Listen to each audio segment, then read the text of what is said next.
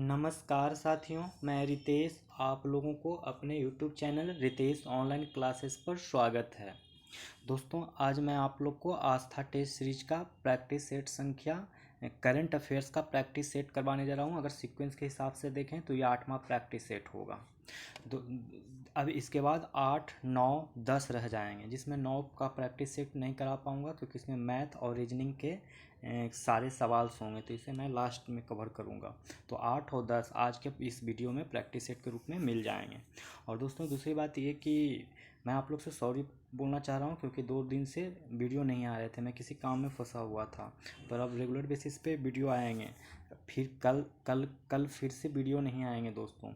अब जब जैसे ही आस्था ख़त्म हो जाएगा तो मैं फ्राइडे से नेक्स्ट वीडियो स्टार्ट करूँगा, जो कि डेली बेसिस पे वीडियो जाएंगे।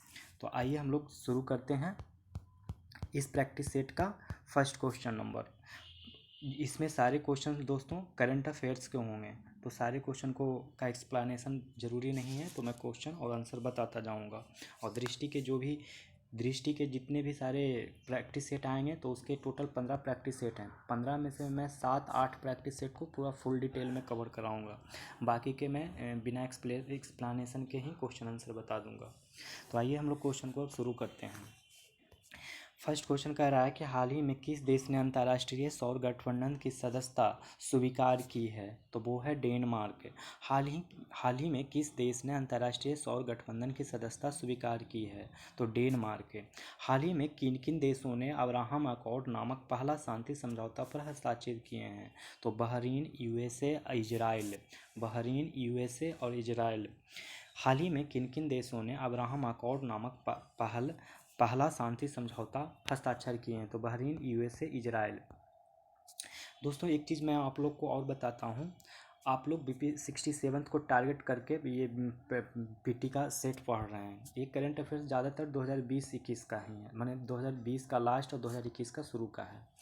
अगर मुझसे पूछें कि आपको करंट अफेयर्स कब से कब तक का पढ़ना चाहिए, तो आपको जो भी इस प्रैक्टिस सेट में जो भी मैं अपने चैनल पे जितने भी प्रैक्टिस सेट करवा रहा हूँ, तो उसमें जो आए हुए करंट अफेयर्स हैं, जब तक ना कि मैं बता दूं कि इसको मत पढ़िएगा। जैसे मैं 2021 का आर्थिक सर्वेक्षण, यूनियन बजट को मैं बोलता हूँ मत पढ़िएगा, तो वो सबको छोड़ के बाकी जितना भी मैं करंट्स पढ़ाता हूँ तो वो सबको पढ़िए। इसके अलावा आप अक्टूबर मंथ जो कि 2021 का है, नवंबर मंथ, दिसंबर मंथ, जनवरी, फरवरी, 15 मार्च तक, अगर आप इसको सेफ जोन में रखना चाहते हैं तो मार्च पकड़ लीजिए पूरा। 1, 2, 3, 4, 5, 6, ये टोटल 6 महीने का आप पूरे के अच्छे से, मतलब ईयर वाइज, मतलब सॉरी मंथली वाइज आप करंट अफेयर्स पढ़ेंगे।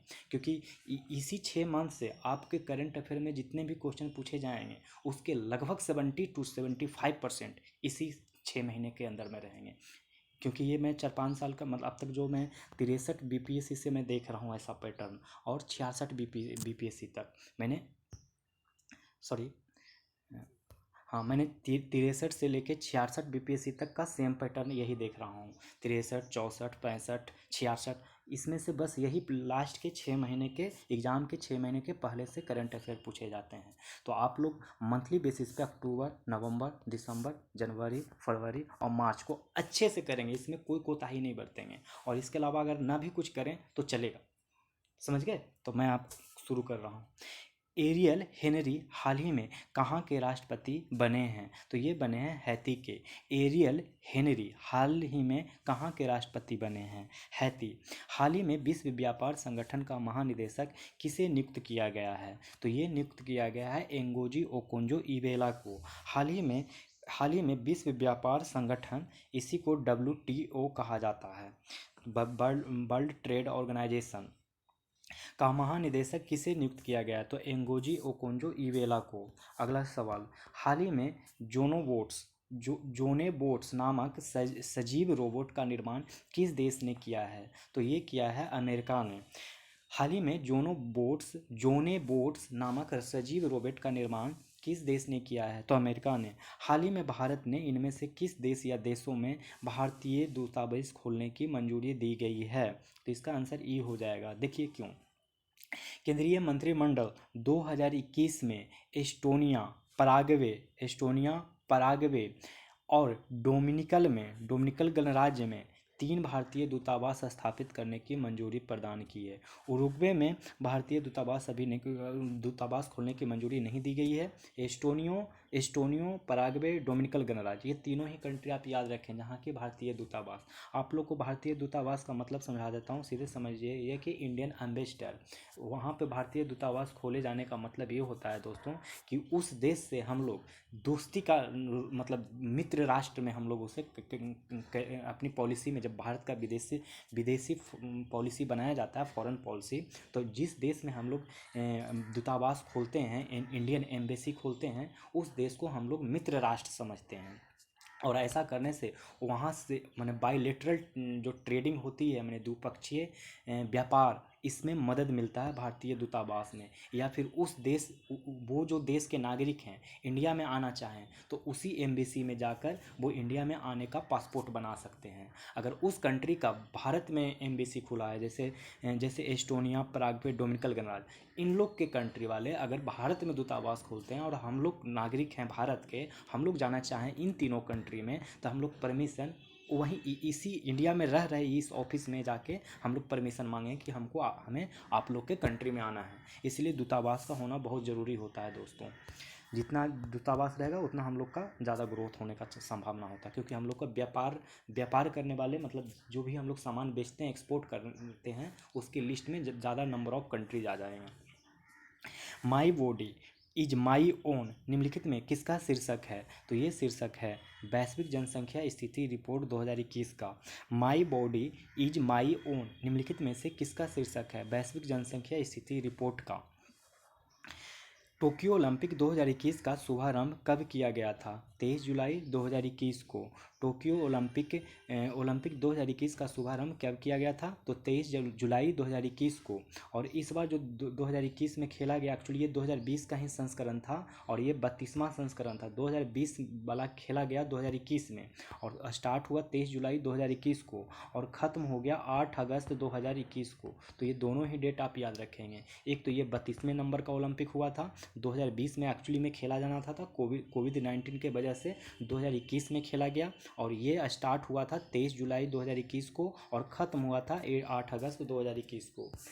अगला, पैरा ओलंपिक निशानेबाजी में 2 पदक जीतने वाला खिलाड़ी कौन था? तो अबनी लेखड़ा पैरा ओलंपिक निशानेबाजी में 2 पदक जीतने वाला खिलाड़ी है। कौन है? तो अबनी लेखड़ा। टोक्यो ओलंपिक में भारत द्वारा कुल कितने पदक जीता गया? कितने पदक जीता गया दोस्तों? तो ये जीता गया है 7। कुल कितने पदक जीता गया? तो 7। 1 गोल्ड मेडल जीता गया है और उसके बाद 1 गोल्ड मेडल, 2 सिल्वर मेडल और 4 ब्रॉन्ज मेडल। आप 1, 2, 4 याद रखेंगे। 1 को मल्टीप्लाई करेंगे 2 से तो 2 हो गया, 2 को मल्टीप्लाई करेंगे 2 से तो 4 हो गया। तो 4, 2, 6, 1, 7, टोटल 7 मेडल जीते गए हैं, जिसमें से इस 7 मेडल्स में हम लोग ने 1 तो गोल्ड जीता है जो कि नीरज चोपड़ा जीते हैं, 2 सिल्वर जीते हैं और 4 ब्रॉन्ज जीता है हम लोग के देश वाले। और भारत ओलंपिक मतलब पदक तालिका में 48वें नंबर पर आता है। तो ये सारे चीज़ आप याद रखेंगे। और एक और कंट्री का आप याद रखेंगे जो कि पहले स्थान पे आया है, USA। उसने 39 गोल्ड, 41 सिल्वर और 33 ब्रॉन्ज मिलाकर कुल 113 मेडल जीता है। एक चीज़ और आप लोग को बताऊं, आपके एग्ज़ाम में, हालांकि जिस लास्ट टाइम जब ओलंपिक हुआ था तो BPSC के एग्ज़ाम में ये एग्जैक्टली पूछा था और उस वक्त चीन शायद, मेरे हिसाब से चीन नंबर 1 पे रहा था। तो उसमें ये सवाल किया गया था कि जो चीन जो नंबर 1 पे आया है उसने कितने पदक जीते थे। तो ये वाला डेटा नहीं पूछा था, वो पूछा था ये वाला डेटा। और इसमें उसने ये हाईलाइट नहीं किया कि 39 गोल्ड है कि 41 सिल्वर है 33, बस उसने यही डेटा दिया था 39, 41, 43। उस ओलंपिक में जितने चाइना वाले ने जितने गोल्ड जीता था उसके हिसाब से मैंने डेटा बनाया था। अगर ऐसा दे तो आप कंफ्यूज नहीं करेंगे कि कौन सा गोल्ड है, कौन सा सिल्वर है, कौन सा ब्रॉन्ज है, ये मैं बताने जा रहा हूँ। तो जो पहला वाला होगा ना उसको आप अंडरस्टूड मान लीजिए, यूनिवर्सल है कि वो पहला वाला गोल्ड ही मेडल होता है और सेकंड वाला सिल्वर होता है और लास्ट वाला ब्रॉन्ज होता है। ये आपको अंडरस्टूड मान लेना होगा। इसमें आप मत पूछिएगा कि ऐसा क्यों, हम किसी को भी मान सकते हैं, नहीं।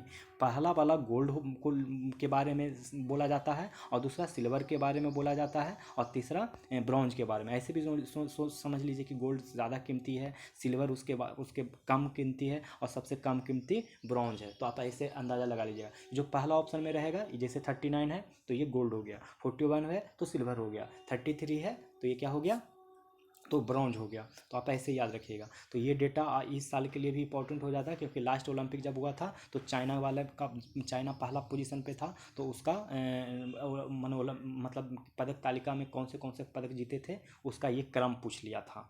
तो इस हिसाब से इस साल भी हो सकते हैं इंपॉर्टेंट। चलिए, टोक्यो ओलंपिक में भारतीय पुरुष हॉकी टीम को कौन सा पदक प्राप्त हुआ है? तो ये हुआ है कांस्य पदक। टोक्यो ओलंपिक में भारतीय पुरुष हॉकी टीम को कौन सा पदक प्राप्त हुआ है? तो कांस्य पदक। अब 2020 का शांति का नोबेल पुरस्कार किसने दे दिया है, किसे दे दिया गया है? देखिए दोस्तों, ये आप मत पढ़िए। क्यों? क्योंकि 2020 का ये शांति नोबेल पुरस्कार पूछ रहा है, 2021 का भी शांति का नोबेल पुरस्कार आ गया है, तो आप उसको देखेंगे, छोड़ दीजिए। देखिए फिर से 2020 है, छोड़ेंगे। अब नेक्स्ट में क्वेश्चन कर रहा है कि हाल ही में चीन ने किस देश के साथ 25 वर्षीय राजनीतिक समझौता किया? तो ये किया है दोस्तों ईरान के साथ। हाल ही में चीन ने किस देश के साथ 25 वर्षीय राजनीतिक समझौता किया? तो ईरान के साथ है। 12वां ब्रिक्स शिखर सम्मेलन का आयोजन की मेजबानी किसने की? तो ये की है रूस के साथ, रूस ने। 12वां ब्रिक्स शिखर सम्मेलन का आयोजन की मेजबानी किसने की? तो रूस ने की।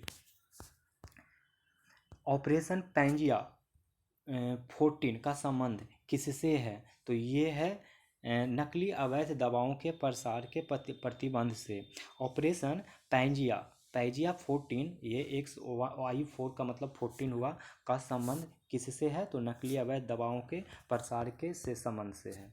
हाल ही में चर्चा रहा करेन विद्रोह का संबंध किस देश से है? तो ये संबंध है म्यांमार से। करेन विद्रोह का संबंध किस देश से है? तो म्यांमार से। अब हम लोग को असत्य कथन का जोड़ा पहचान करने कह रहा है, तो इसका आंसर आप लोग को एज यूजुअल पता होगा कि ई होगा। क्यों? देख लीजिए stargazing the players in my life, देख रहे हैं ना, ये रवि शास्त्री ने लिखा था। ये पुस्तक है, पुस्तक के और ये लेखक हैं। तो stargazing the players in my life, ये कौन लिखे हैं? रवि शास्त्री ने। At night all blood is black, David, ये लिखे हैं डेविड डियोप ने। फिर से सुन लीजिए, eight night all blood is blank, eight night all blood is blank, David Diop ने लिखे हैं। Skill it kill it, skill it kill it, ये लिखे हैं रानी स्क्रूवाला ने। क्या लिखे हैं? Skill it kill it, Rani Screwvala. Fighter cook कौन लिखे हैं? तो सिद्धार्थ सिन्हा ने। फाइटर कुक ये लिखे हैं सिद्धार्थ सिन्हा ने। अगला सवाल, आप लोग को पता होना चाहिए कि विश्व ओजोन दिवस कब मनाया जाता है? ये मनाया जाता है 16 सितंबर को। बहुत ही आसान सवाल है, इसको जरूर याद रखिएगा। विश्व ओजोन दिवस कब मनाया जाता है? 16 सितंबर को। हाल ही में माइक्रोसॉफ्ट ने विंडोज 11 लॉन्च किया है, तो ये लॉन्च किया है 24 जून 2021 को। हाल ही में माइक्रोसॉफ्ट ने विंडोज 11 लॉन्च किया है 24 जून 2021 को। ओपन स्काईज संधि में शामिल नहीं होगा, तो वो नहीं होगा अमेरिका। ओपन स्काईज संधि में शामिल नहीं होगा अमेरिका। 23 साल बाद USA ओपन जीतने वाली ब्रिटेन की पहली महिला निम्न में से कौन सी बन गई है? तो ये बन गई है एमा रादुकानु। 53 साल बाद US ओपन जीतने वाली ब्रिटेन की पहली महिला निम्न में से कौन सी बन गई है? तो एमा रादुकानु। पद्मश्री पुरस्कार 2021 से सम्मानित खिलाड़ियों के संदर्भ में असत्य जोड़े को पहचान करने कह रहा है, तो इसका भी ऑप्शन ई हो जाएगा। क्यों? क्योंकि सारे कथन सही हैं।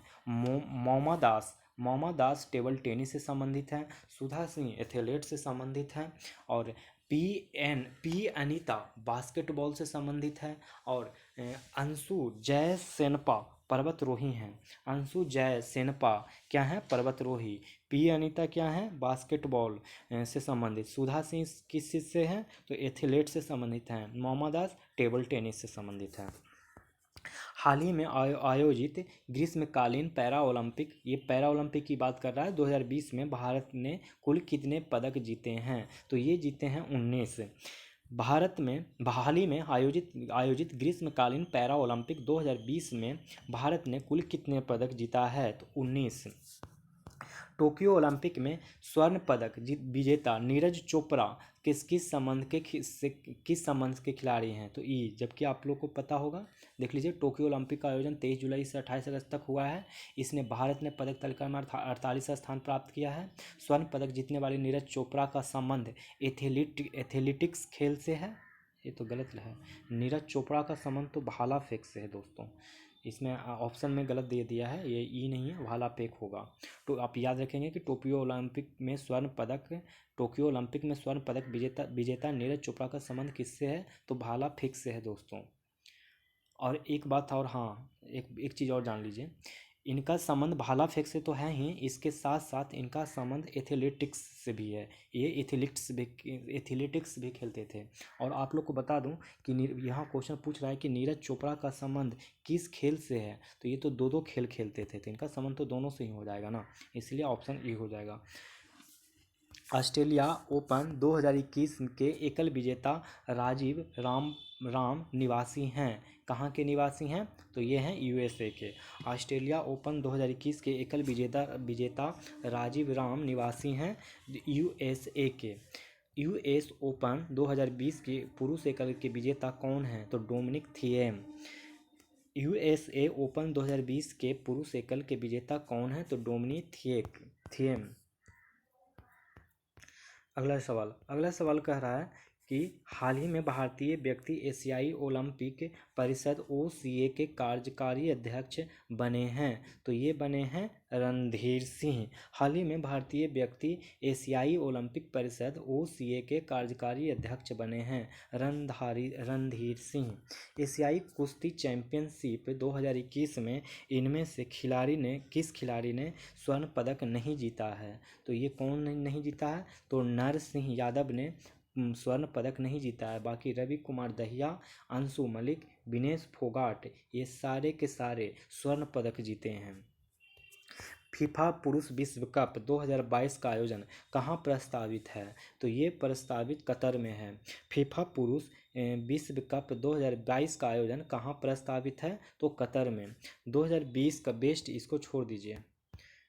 प्रतिवर्ष विश्व आत्महत्या रोकथाम दिवस कब मनाया जाता है? तो ये मनाया जाता है 10 सितंबर को। प्रतिवर्ष विश्व आत्महत्या दिवस कब मनाया जाता है? तो 10 दिसंबर को। अब देखिए अगला सवाल, हाल ही में किस शहर के हाईवे पर आपातकालीन लैंडिंग सुविधा ELF का उद्घाटन हुआ है?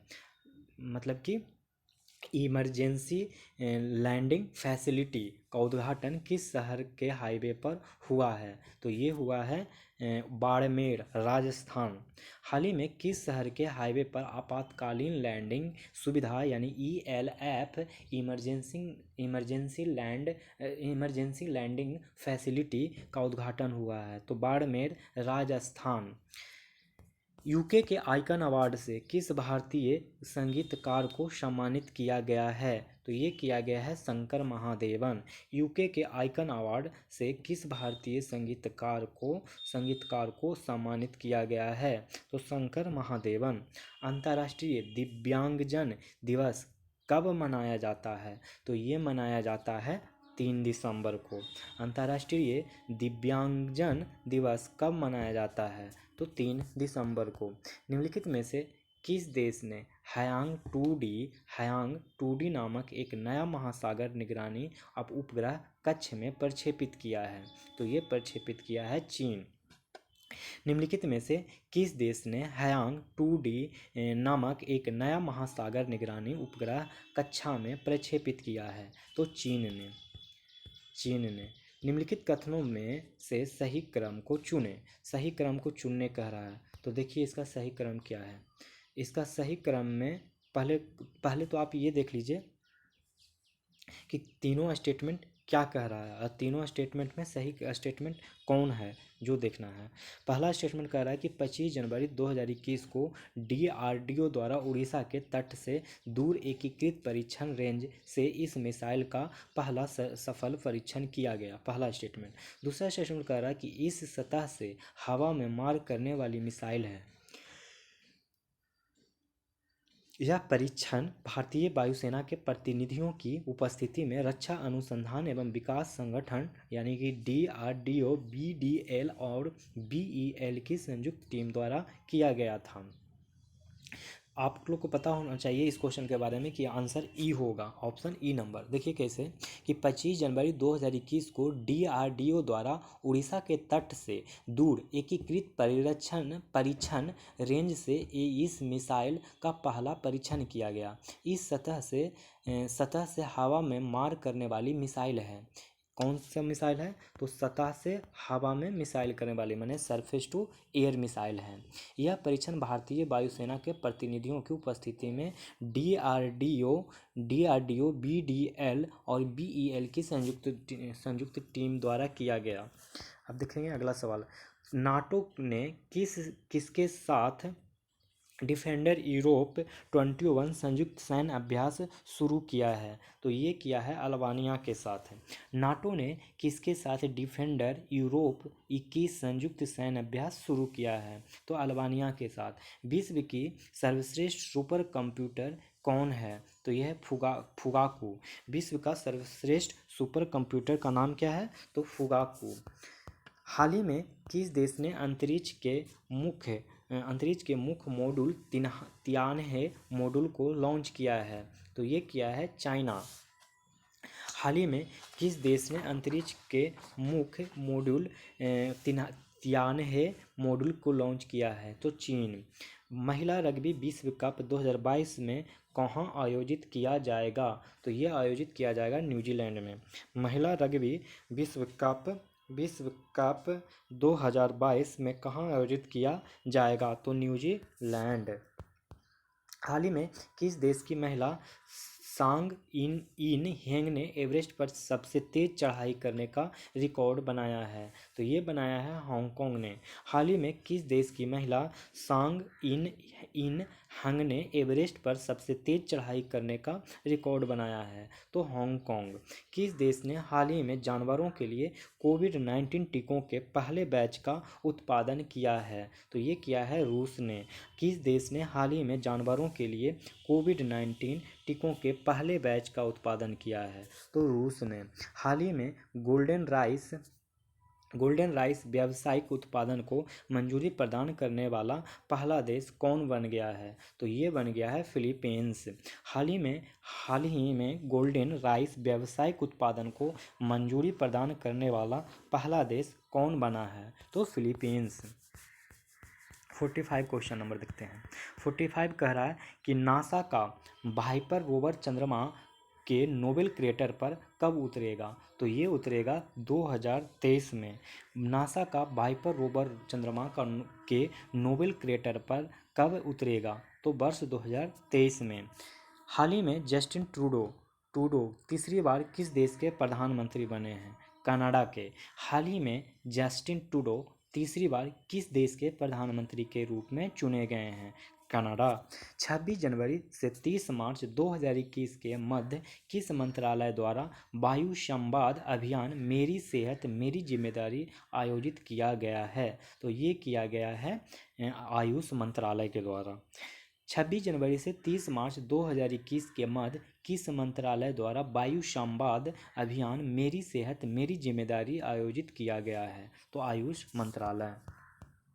हाल ही में राष्ट्रीय अल्पसंख्यक आयोग का नया अध्यक्ष किसे नियुक्त किया गया है? तो ये नियुक्त किया गया है इकबाल सिंह लालपुरा को। हाल ही में राष्ट्रीय अल्पसंख्यक आयोग का नया अध्यक्ष किसे नियुक्त किया गया है? तो इकबाल सिंह लालपुरा को। भारत में निमोनिया की पहली स्वदेशी वैक्सीन लॉन्च की है? तो ये लॉन्च हुआ है न्यूमोपेट।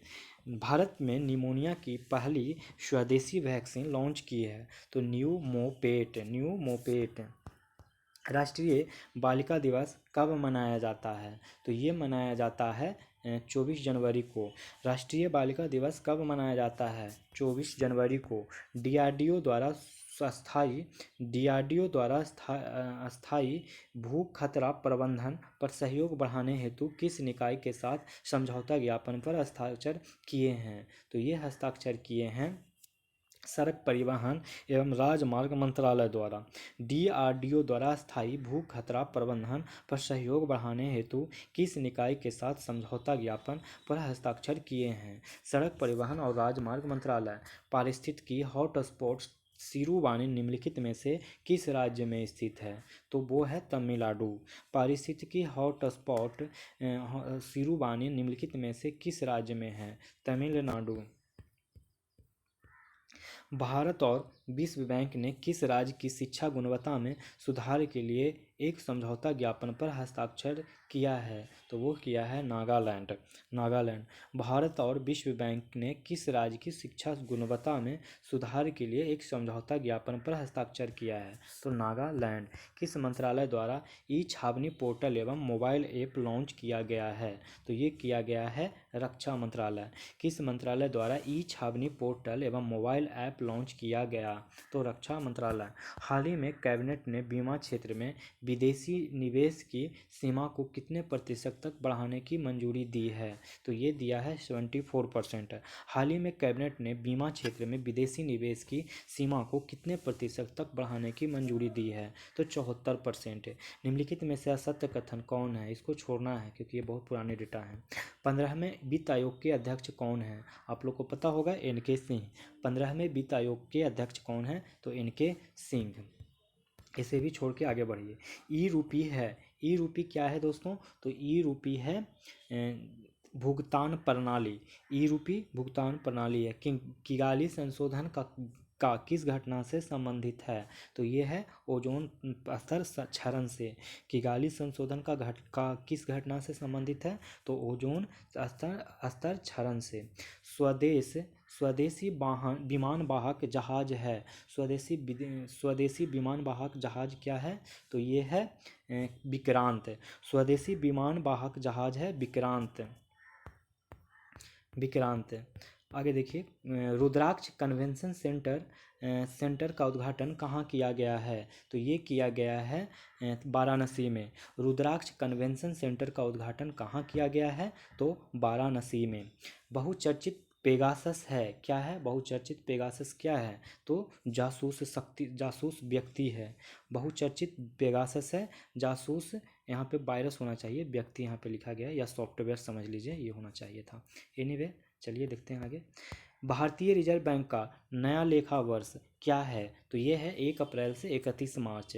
भारतीय रिजर्व बैंक का नया लेखा वर्ष क्या है? तो 1 अप्रैल से 31 मार्च तक। किस राज्य की सरकार ने जानवरों के लिए एम्बुलेंस नेटवर्क स्थापित करने का निर्णय लिया है? तो लिया है आंध्र प्रदेश ने। किस राज्य की सरकार ने जानवरों के लिए एम्बुलेंस नेटवर्क स्थापित करने का निर्णय लिया है? तो आंध्र प्रदेश ने। किस राज्य के कैबिनेट ने इथेनॉल संवर्धन नीति को मंजूरी दी है? तो ये दी है बिहार। किस राज्य के कैबिनेट ने इथेनॉल संवर्धन नीति को मंजूरी दी है? बिहार। वर्ल्ड हैप्पीनेस रिपोर्ट 2021 में भारत किस स्थान पर रहा है? तो ये रहा है 139वें स्थान पर। वर्ल्ड हैप्पीनेस रिपोर्ट 2021 में भारत किस स्थान पर रहा है? तो 139 पोजीशन पे। निजी क्षेत्र के किस बैंक ने स्टार्टअप उन्नति नामक एक समर्पित कार्यक्रम शुरू करने की घोषणा की है? तो ये घोषणा HDFC बैंक ने की है। निजी क्षेत्र के विकास ने स्टार्टअप उन्नति नामक एक समर्पित कार्यक्रम शुरू करने की घोषणा की है। तो HDFC बैंक ने। भारत का विदेशी मुद्रा भंडार किस स्थान पर पहुंच गया है? तो ये पहुंच गया है चौथा। भारत का विदेशी मुद्रा भंडार किस स्थान पर पहुंच गया है? चौथा। हाल ही में देश के पहले वन चिकित्सा केंद्र का उद्घाटन कहाँ किया गया है? तो ये किया गया है उत्तराखंड। हाल ही में देश के पहले वन चिकित्सा केंद्र का उद्घाटन कहाँ किया गया है? उत्तराखंड। विश्व आर्थिक मंच की स्थापना कब की गई थी? तो ये की गई थी जनवरी 1971। विश्व आर्थिक मंच की स्थापना कब की गई थी? तो जनवरी 1971। Social awareness and action to neutralise pneumonia successfully. सांस, फिर से सुनेंगे। सोशल अवेयरनेस, सांस का फुल फॉर्म देख लीजिए। Social awareness and action to neutralise pneumonia successfully अभियान शुरू किया गया है। तो किस राज्य के द्वारा शुरू किया गया है? तो Madhya Pradesh. Social awareness and action to neutralise pneumonia successfully सांस अभियान शुरू किया गया है मध्य प्रदेश के द्वारा। अंतर्राष्ट्रीय लोकतंत्र दिवस कब मनाया जाता है? तो ये मनाया जाता है 15 सितंबर को। अंतर्राष्ट्रीय लोकतंत्र दिवस कब मनाया जाता है? तो 15 सितंबर को। 74 नंबर, हाल ही में किस महिला खिलाड़ी ने अगस्त 2021 के लिए ICC player of the month का अवार्ड मिला है? तो ये मिला है एमियर रिचर्डसन को। हाल ही में किस महिला खिलाड़ी को अगस्त 2021 के लिए आईसीसी प्लेयर ऑफ मंथ का अवार्ड मिला है? तो एमियर रिचर्डसन। पीएम कुसुम योजना के तहत सोलर पंप लगाने में कौन सा राज्य पहले स्थान पर रहा है? तो ये रहा है हरियाणा। पीएम कुसुम योजना के तहत सोलर पंप लगाने में कौन सा राज्य पहले स्थान पर रहा है? तो हरियाणा। हाल ही में किस राज्य में मेडिसिन फ्रॉम द स्काई पहल किस राज्य में शुरू हुई है? तो इसका आंसर होगा तेलंगाना। हाल ही में किस राज्य में मेडिसिन फ्रॉम द स्काई पहल किस राज्य में शुरू हुई है? तो तेलंगाना। भारत की स्पेस एजेंसी इसरो के साथ समझौता करने वाली पहली निजी कंपनी कौन सी बनी है? तो ये बनी है एरोस्पेस। भारत की स्पेस एजेंसी इसरो के साथ समझौता करने वाली पहली निजी कंपनी कौन सी बनी है? तो एरोस्पेस। 10 अगस्त 2021 को उज्ज्वला योजना 2 की शुरुआत कहाँ से हुई है? तो ये हुई है महोबा, उत्तर प्रदेश से। महोबा, उत्तर प्रदेश से। हाल ही में किस भारतीय खिलाड़ी ने क्रिकेट के सभी प्रारूपों से संन्यास की घोषणा की है? तो ये घोषणा यूसुफ पठान ने किया है। तो हाल ही में किस भारतीय खिलाड़ी ने क्रिकेट के सभी प्रारूपों से संन्यास की घोषणा की है? Yusuf Pathan. British Academy of Film and Television Arts यानी बाफ्टा 2021 के किस संस्करण की घोषणा की है? तो ये घोषणा 74वां किया है। British Academy of Film and Television arts BAFTA 2021 के किस संस्करण की घोषणा की है? 74वां। अगला सवाल, इनफ्लुसिव इंटरनेट इनफ्लूसिव ऐसे होगा, इनफ्लूसिव इंटरनेट इंडेक्स 2021 में भारत किस स्थान पर है? तो वो है 49वां स्थान पर। भारत कितने स्थान पे है इनफ्लूसिव इंटरनेट इंडेक्स में? तो 49वां स्थान पर है। अब देखते हैं नेक्स्ट क्वेश्चन। निम्नलिखित में से कौन सा कथन सत्य है? सत्य कथन का पहचान कह रहा है। तो ई ऑप्शन हो जाएगा। देखिए, विनेश फोगाट 53 किलोग्राम महिला फ्री स्टाइल में पार्टिसिपेट की थी, सही बात है। साक्षी मलिक 65 किलो महिला फ्री स्टाइल में पार्टिसिपेट की थी, ये बात भी सही है। अगला सवाल देखिए, फिर कह रहा है कि सीमा बिस्ला 50 किलोग्राम महिला फ्री स्टाइल में पार्टिसिपेट की थी, ये भी सही है। और पूजा सिहाग 76 किलो महिला फ्री स्टाइल में की थी। तो आप ये सारी चीज़ों को याद रखेंगे। एशियाई बेस्ट बैंक अवार्ड्स 2021 में इंडियाज का बेस्ट बैंक फॉर एसएमई किसे चुना गया है? तो ये चुना गया है एचडीएफसी को। Asia money best bank awards 2021 में India's best bank for SME किसे चुना गया है? तो एचडीएफसी बैंक को। किस राज्य सरकार द्वारा राज्य के सभी नागरिकों को मुफ्त स्वास्थ्य बीमा सुविधा प्रदान करने वाला पहला देश बन गया है? तो ये बन गया है राजस्थान। किस राज्य सरकार द्वारा राज्य के सभी नागरिकों को मुफ्त स्वास्थ्य बीमा सुविधा प्रदान करने वाला पहला देश बन गया है? राजस्थान।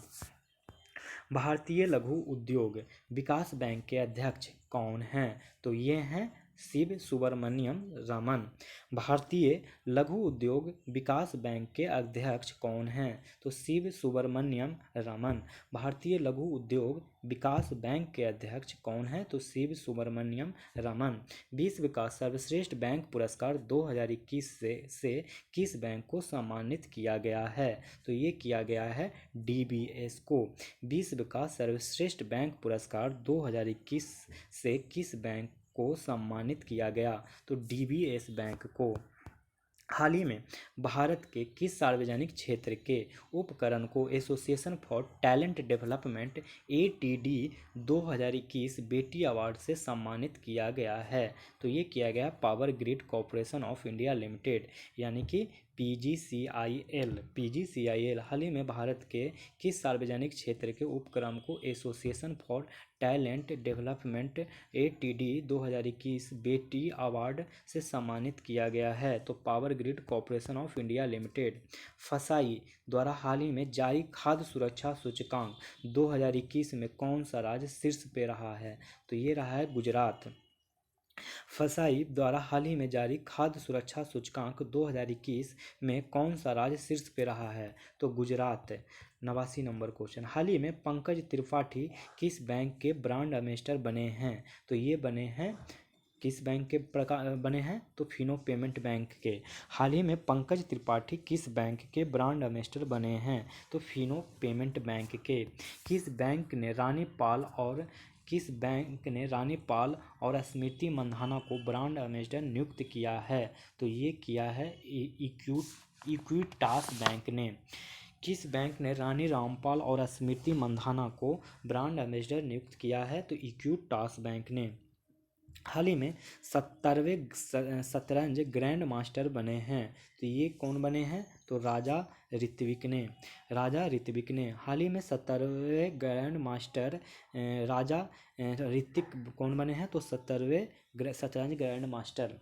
देखिए, अगर आप लोग को ये क्वेश्चन को अच्छे से समझना है ना, अभी आप लोग को समझ में नहीं आ रहा होगा कि 70वां शतरंज ग्रैंड मास्टर कैसे होता है, क्या होता है ये खेल, तो आप एक मूवी देखिए। थोड़ी सी नई मूवी है चेक करके, जो कि साउथ इंडिया की मूवी है। नितिन इसमें मुख्य रोल प्ले किया है। आप इस चेक मूवी को देखेंगे तो ये वाला कंसेप्ट आपको समझ में आ जाएगा कि ग्रैंड मास्टर किसको बोलते हैं और कब बोला जाता है। आप प्लीज़ मेरी तरफ से, मेरे सुझाव से आप मानिए और चेक मूवी देखिए। जहाज रानी मंत्रालय ने किस राज्य में एक नए समुद्री अध्ययन पर कौशल संस्थान की घोषणा की? तो ये घोषणा की असम सरकार ने।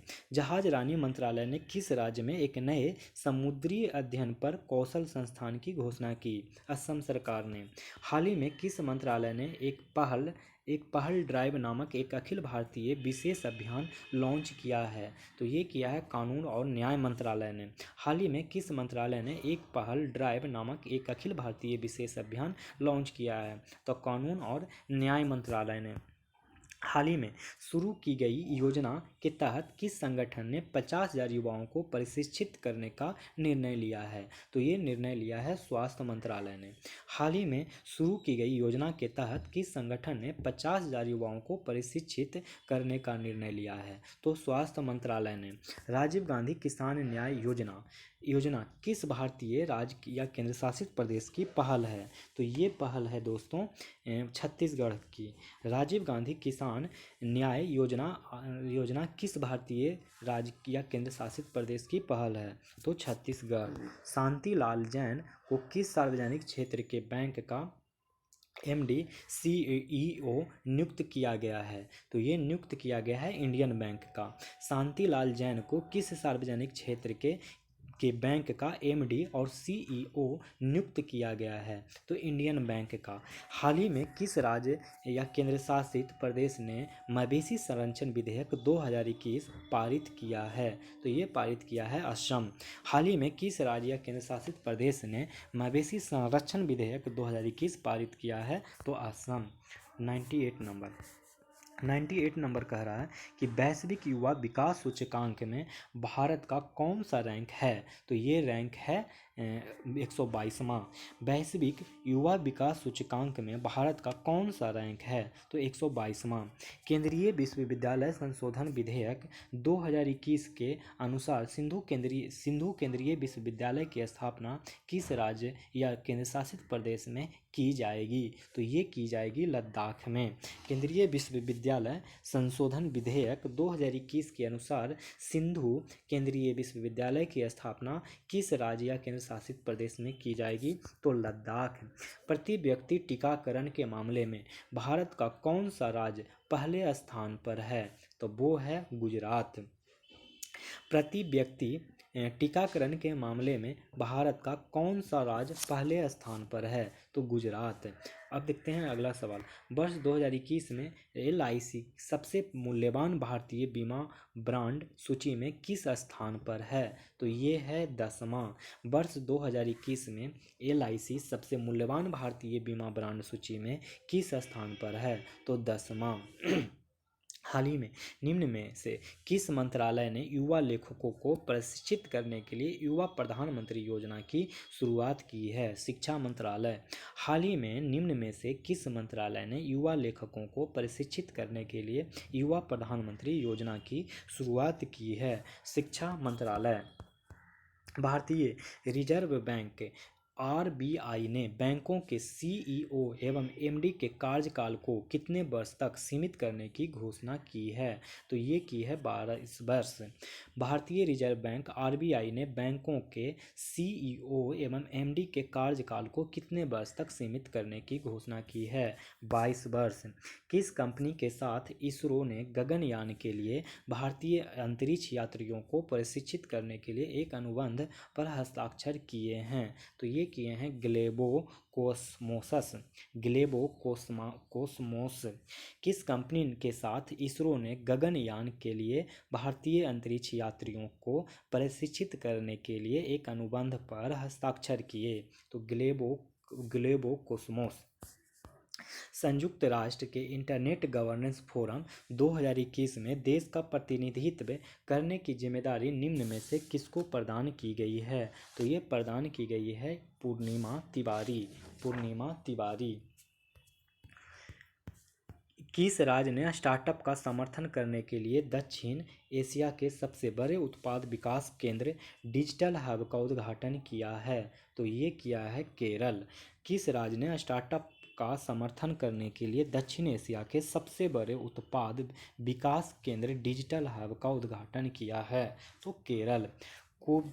कोविड महामारी में आइसोलेशन में रहने वाले मरीजों के लिए निम्न में से किस राज्य सरकार ने हिट कोविड ऐप लॉन्च किया है? तो ये लॉन्च किया है बिहार ने। कोविड महामारी में आइसोलेशन में रहने वाले मरीजों के लिए निम्नलिखित में से किस राज्य सरकार ने हिट कोविड ऐप लॉन्च किया है? तो बिहार। इस क्वेश्चन को छोड़ देंगे। जनवरी 2021 में बिहार के पहले राजकीय पक्षी उत्सव कलरव का आयोजन बिहार के किस जिले में हुआ है? तो जमुई में।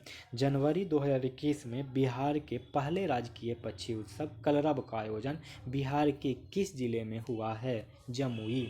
बिहार राज्य में 1 अप्रैल 2021 से कुशल मजदूरों की मजदूरी में कितने रुपये की वृद्धि की गई है? तो ये वृद्धि की गई है 385 रुपया प्रतिदिन।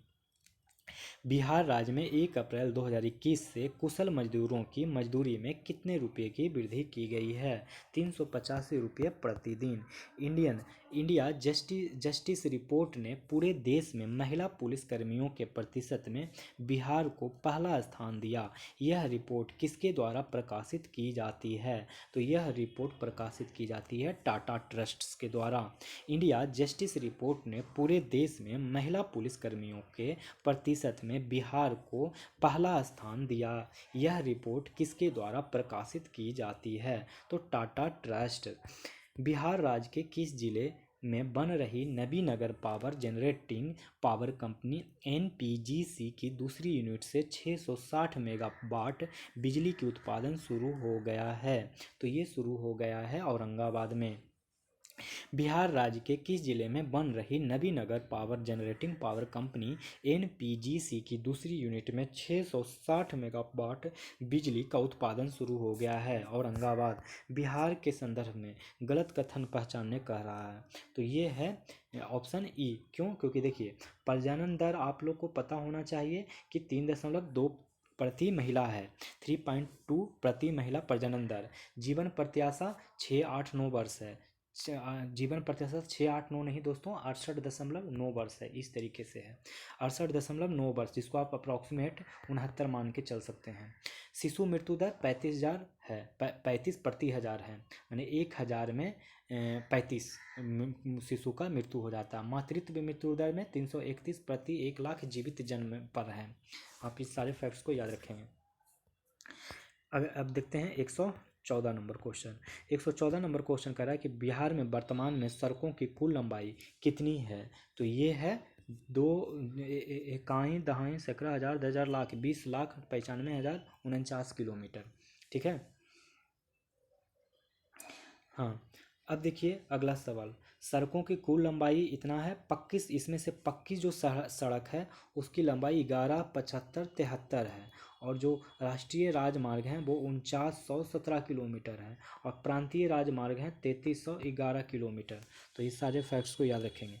बिहार के किस जिले को वन विहीन जिला का दर्जा दिया गया है? तो ये दिया गया है जहानाबाद, वन विहीन जिला है।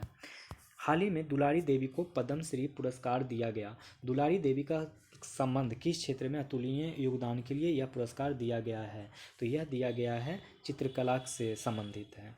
हाल ही में दुलारी देवी को पद्मश्री पुरस्कार दिया गया। दुलारी देवी का किस क्षेत्र में अतुलनीय योगदान के लिए यह पुरस्कार दिया गया? तो चित्रकला के लिए। हाल ही में बिहार के लेखाकार किसे नियुक्त किया गया है? तो ये नियुक्त किया गया है राम अवतार के लिए, राम अवतार को। हाल ही में बिहार के लेखाकार किसे किसे नियुक्त किया गया है? तो राम अवतार को। हाल ही में बिहार के किस जिले में अंतर्राष्ट्रीय आयुर्वेद संस्थान की स्थापना की अनुशंसा की है? तो ये की है इनमें से कोई नहीं।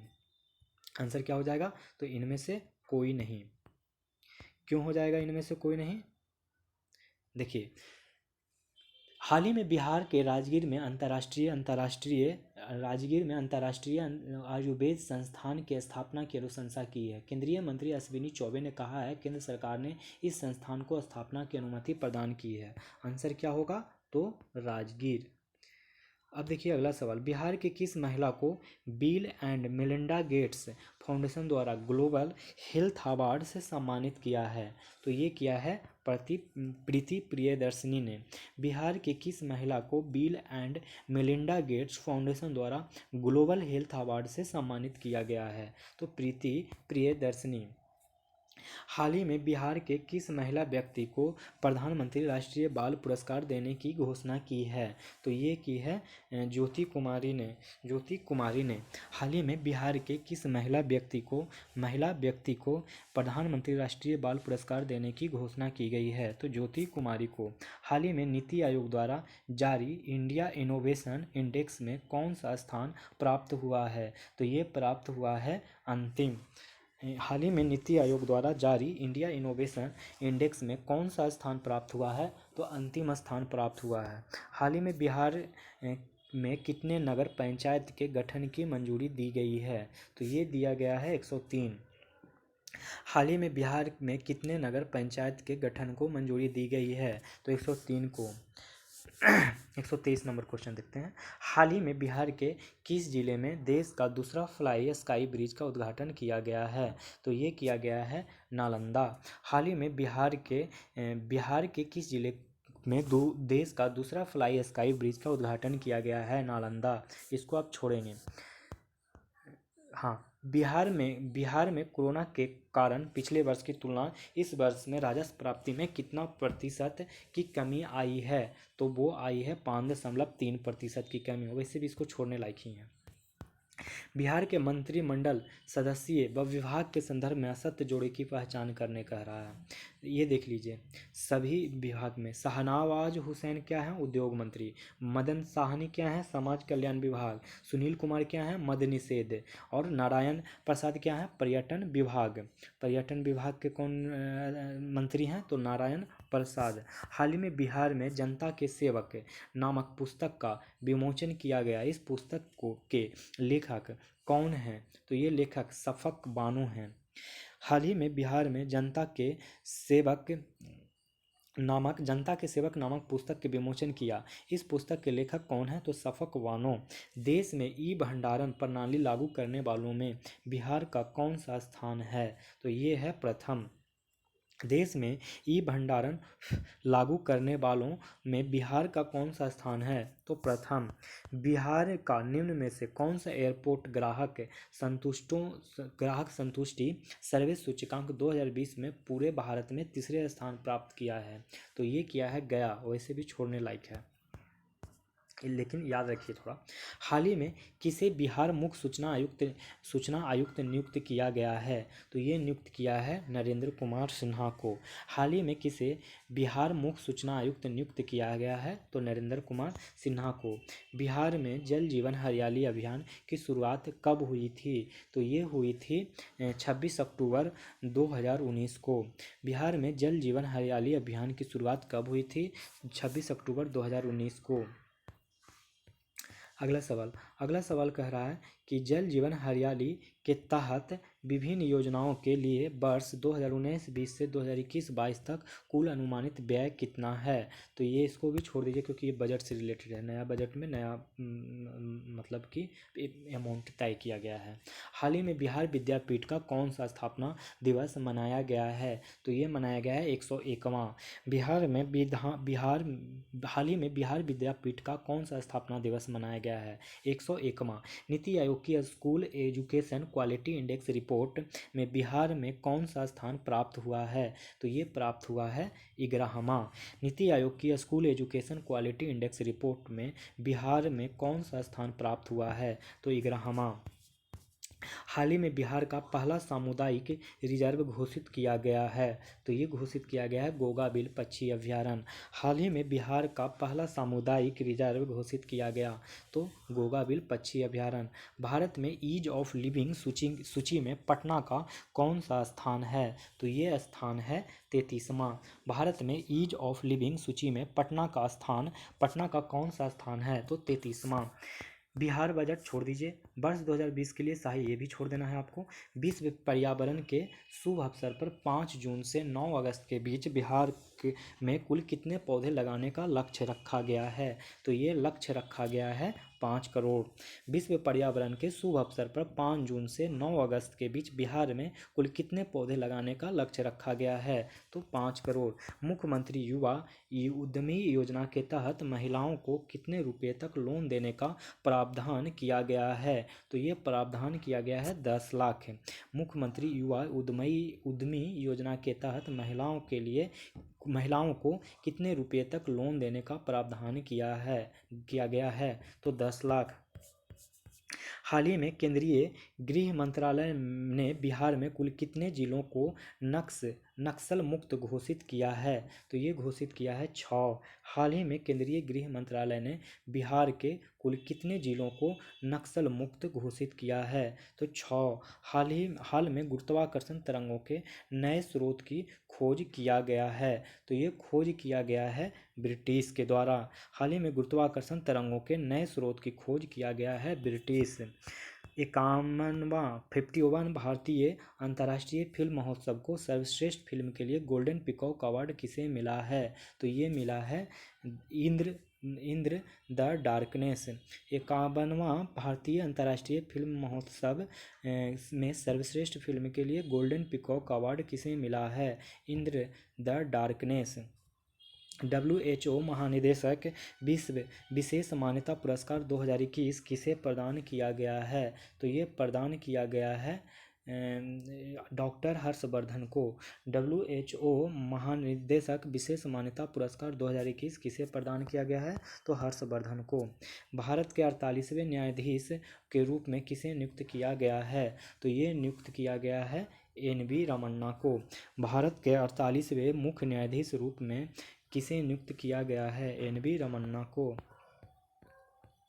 ऑपरेशन देवी भक्ति, एक्चुअली भक्ति नहीं शक्ति होगा, का संबंध है, किससे संबंध है? तो ये संबंध है अफगानिस्तान में फंसे भारतीयों को निकालने से। ऑपरेशन देवी शक्ति का संबंध है अफगानिस्तान में फंसे भारतीयों को निकालने से। प्रधानमंत्री गति शक्ति योजना का शुभारंभ कब किया गया? तो ये किया गया अगस्त 2021 में। प्रधानमंत्री गति शक्ति योजना का शुभारंभ कब किया गया? तो अगस्त 2021 को। ई गोपाला ऐप वेब संस्करण का संबंध है, किस चीज़ से संबंध है? तो ये संबंध ई से है। क्यों? देखिए, राष्ट्रीय डेयरी विकास बोर्ड द्वारा विकसित ई गोपाला ऐप वेब संस्करण का संबंध किसानों की आय को बढ़ाने से है। किसानों की आय को बढ़ाने से इस ऐप वेब के माध्यम से किसानों को अपने पशुओं के प्रबंधन करने में मदद मिलेगा, जिसमें सभी रूपों में रोग मुक्त थर्म प्लाज्मा खरीद और बिक्री शामिल है। अगला सवाल, 12वें गणतंत्र दिवस पर शामिल होने वाली पहली बिहारी महिला फाइटर पायलट भावना कंठ का संबंध किस जिले से है? तो ये है दरभंगा जिले से। 12वें गणतंत्र दिवस पर शामिल होने वाली पहली बिहारी महिला फाइटर पायलट भावना कंठ का संबंध किस जिले से है? तो दरभंगा जिले से। अयोध्या के राम जन्मभूमि ट्रस्ट में बिहार से किसे नामित किया गया है? तो ये नामित किया गया है कामेश्वर चौपाल को। अयोध्या के राम जन्मभूमि ट्रस्ट में बिहार से किसे नामित किया गया है? तो कामेश्वर चौपाल को। तो इस तरीके से ये करंट अफेयर का भी सेट खत्म होता है दोस्तों। तो आइए शुरू करते हैं। सेट संख्या 10 आप लोग को ऑलरेडी बता चुके हैं कि सेट संख्या 9 हम नहीं करवाएंगे, क्योंकि उसमें रीजनिंग और मैथ के क्वेश्चंस हैं, तो उसको हम लास्ट में करवाएंगे। तो आज हम टेस्ट कराते हैं। ये फुल टेस्ट 1 है, यानी इसका मतलब है कि आस्था का कुछ और सेट आने वाला है मार्केट में। जब आ जाएगा तो मैं उसको भी करवा दूंगा, तब तक आप इस लास्ट सेट को कर लीजिए। अभी मार्केट में इसके बाद इसका कोई सेट उपलब्ध नहीं है। तो हम लोग अब चलेंगे पहले सवाल की तरफ, सेट संख्या 10 के। देखिए, इसमें भी ज़्यादा हम एक्सप्लेनेशन करेंगे नहीं, क्योंकि मुझे आस्था का उतना अच्छा सेट लग नहीं रहा है। इसलिए 10 क्वेश्चन आंसर ही पढ़ने के लायक है। अब इसके बाद दृष्टि में अच्छे एक्सप्लेनेशन है। परफेक्शन आईएएस के 7-8 सेट्स का, शुरू के 7-8 सेट्स जो चैप्टर वाइज हैं वो अच्छे हैं, तो मैं उन लोग का एक्सप्लेनेशन अच्छे से करूँगा और फिर हम लोग जल्दी से ख़त्म करेंगे। चलिए शुरू करते हैं। आनुपातिक प्रतिनिधित्व प्रणाली इसी को कहा जाता है शायद। देखिए, आनुपातिक इकोनॉमिक्स से रिलेटेड सवाल है। आनुपातिक प्रतिनिधित्व प्रणाली की व्यवस्था से कोटा निम्न में से कौन सी संख्या होती है? तो ये होती है जितने मत एक सदस्य को निर्वाचित घोषित करने के लिए आवश्यक होते हैं। आनुपातिक प्रतिनिधित्व प्रणाली की व्यवस्था से, सॉरी इकोनॉमिक्स का नहीं, ये पॉलिटी का क्वेश्चन है, पॉलिटी का क्वेश्चन है। हमने यहाँ कुछ और समझ रखा था, हमने एसएलआर को समझ रखा था कि एसएलआर कुछ है रेशियो से रिलेटेड। प्रणाली को हमने समझ लिया था रेशियो, अनुपात। चलिए देखिए कि कोटा निम्न में से कौन सी संख्या होती है? तो जितने मत एक सदस्य को निर्वाचित घोषित करने के लिए आवश्यक होते हैं। अगला सवाल, भारत में दल विहीन प्रजातंत्र की अवधारणा का प्रतिपादन किसने किया था? तो ये किया था, इसका ऑप्शन ई है, क्योंकि देखिए भारत में दल विहीन प्रजातंत्र का प्रतिपादन M.N. रॉ के द्वारा हुआ था। कौन? M.N. रॉ, जो कि ऑप्शन में है नहीं। विनोबा भावे, M.N. रॉ प्रजातंत्र का प्रतिपादन M.N. रॉ, महात्मा गांधी, विनोबा भावे, जयप्रकाश नारायण ने मिलकर सब किया था। जयप्रकाश नारायण ने किया, किंतु दल विहीन को प्रजातंत्र के सिद्धांत का व्यवस्थित विश्लेषण जयप्रकाश ने किया। दल विहीन प्रजातंत्र का अच्छा विश्लेषण कौन किया? जयप्रकाश नारायण ने। प्रतिपादन इन सारे ने, लेकिन विश्लेषण जयप्रकाश नारायण ने। संघात्मक राज्य के केंद्र और राज्य की शक्तियों में परिवर्तन किया जा सकता है। तो ये किया जा सकता है संविधान संशोधन द्वारा। संघात्मक राज्य के केंद्र और राज्य की शक्तियों में परिवर्तन किया जा सकता है संविधान द्वारा। निम्नलिखित में से किस दल का प्रतिनिधित्व भारत की संविधान निर्मात्री सभा में नहीं था? तो ये नहीं था, कौन सा नहीं था?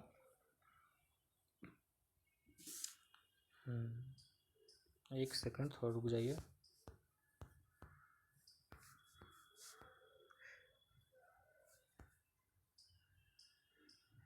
यहाँ से देखिए फिर से एक बार, 1 2 3 4। हाँ, निम्नलिखित में से किस दल का प्रतिनिधित्व भारत की संविधान निर्मात्री सभा में नहीं था? तो ये नहीं था हिंदू महासभा का निम्नलिखित में से किस दल के प्रतिनिधित्व भारत की संविधान निर्माता सभा में नहीं था? तो हिंदू महासभा। राष्ट्रपति द्वारा घोषित अध्यादेश का अधिकतम संभाव्य अवधि कितनी हो सकती है? तो ये हो सकती है, इसका ऑप्शन ई होगा।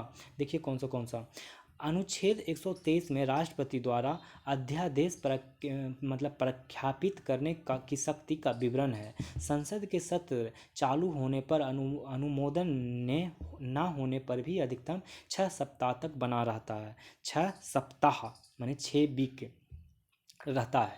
अनुच्छेद 85 के अनुसार संसद के 2 अधिवेशनों के बीच अधिकतम 6 माह का अंतराल हो सकता है। इस तरह अध्यादेश को अधिकतम संभाव्यता अवधि 7.5 माह हो सकता है। आंसर क्या होगा? आंसर में 7.5 माह। ये जो 6.5 माह दिया है ना, इसको 7 कर दीजिए।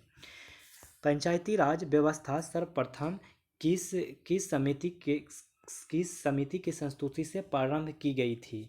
तो ये बलवंत राय मेहता समिति। पंचायती राज व्यवस्था सर्वप्रथम किस समिति की संस्तुति से प्रारंभ की गई थी? तो बलवंत राय मेहता समिति। भारतीय संविधान के भाग 3 में दिए मूल अधिकारों के विषय एक महत्वपूर्ण तथ्य है कि संसद उसमें सामान्यतया संशोधन नहीं की जा सकती है। भारतीय संविधान के भाग 3 में दिए मूल अधिकारों के विषय एक महत्वपूर्ण तथ्य है कि संसद उसमें सामान्यतः संशोधन नहीं की जा सकती है। 8 नंबर क्वेश्चन कह रहा है कि भारतीय संविधान में किस संशोधन द्वारा अनुच्छेद 352 में आंतरिक उपद्रव के स्थान पर सशस्त्र विद्रोह शब्द का प्रयोग किया गया है? तो ये प्रयोग किया गया है 44वें संशोधन द्वारा। भारतीय संविधान में किस संशोधन द्वारा अनुच्छेद 352 में आंतरिक उपद्रव के स्थान पर सशस्त्र विद्रोह शब्द का प्रयोग किया गया है? तो 44वें संविधान संशोधन द्वारा। 9 नंबर कह रहा है कि केंद्र में अंतरिम सरकार की स्थापना हुई थी तो कैबिनेट मिशन के आने के बाद। केंद्र में अंतरिम सरकार की स्थापना हुई थी कैबिनेट मिशन के आने के बाद। संविधान का अनुच्छेद 51 का किससे संबंध है? तो ये किससे संबंध है? मूल कर्तव्य से संबंध है। संविधान का अनुच्छेद 51 का किससे संबंध है? तो मूल कर्तव्य से संबंध है। संविधान के किस अनुच्छेद के अंतर्गत वित्तीय आपातकाल की व्यवस्था है? तो ये है अनुच्छेद 360। संविधान के किस अनुच्छेद के अंतर्गत वित्तीय आपातकाल की व्यवस्था है? अनुच्छेद 360। ताप गति का प्रथम नियम सामान्यता किससे संबंध मामला है? तो ये है ऊर्जा के संरक्षण के सिद्धांत पर। ताप गति का प्रथम नियम सामान्यता किससे संबंध मामला है? तो ऊर्जा के संरक्षण के नियम से।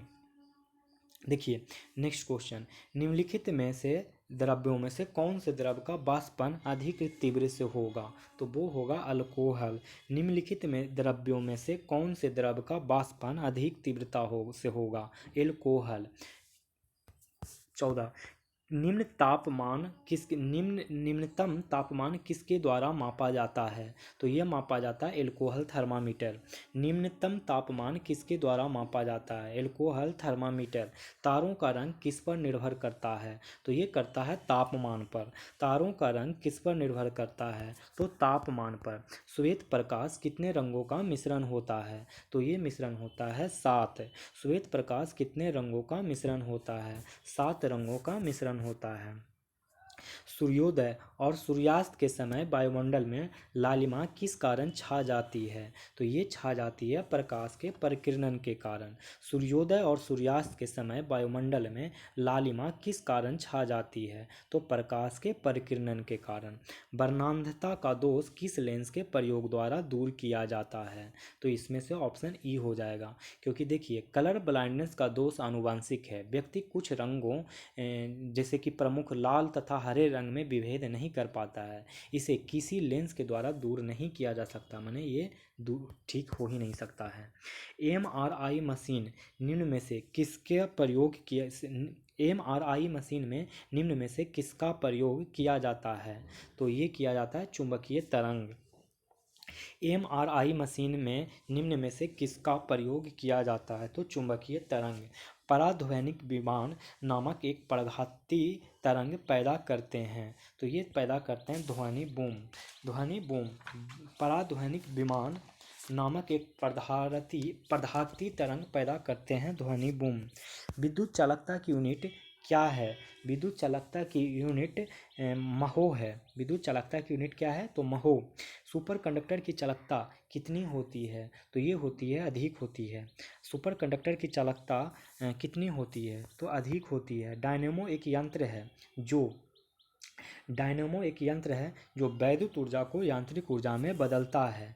अम्लगम मिश्र धातु है जिसमें आधार धातु है, तो वो हो जाएगा पारा।